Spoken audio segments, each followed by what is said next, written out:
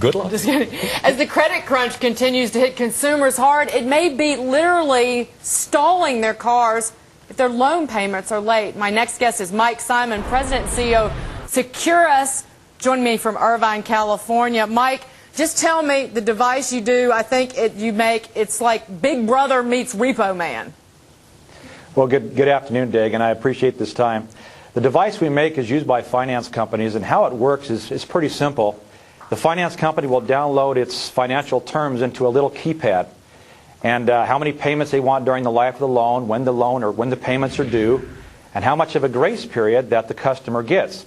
So they put this little keypad in the car, and it's flashing green, good to go. And then when a payment becomes due, the little light turns from green to yellow, saying, hey, your payment's due today, make sure you make it.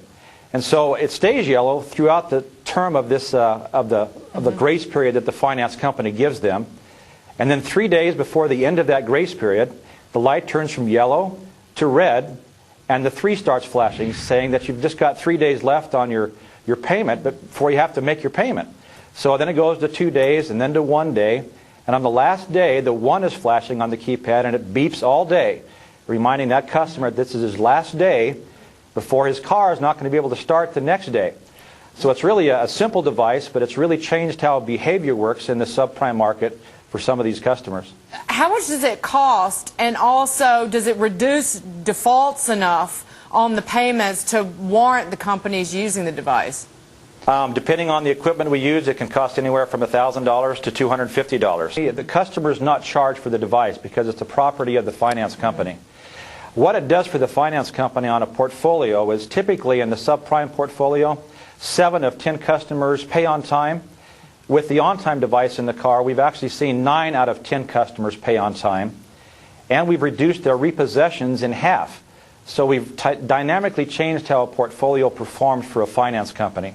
So we're affecting both borrowers getting a better car at a better interest rate, and finance companies actually buying deeper and opening up some of their capital to help a customer. Well, I was going to ask you, do the finance companies will they lend to people who they otherwise wouldn't lend to if they use the device?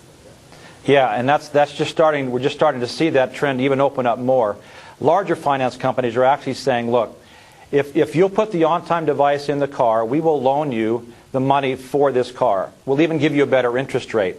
Whereas typically, the last 9 years we've done this with over 300,000 systems out in the field.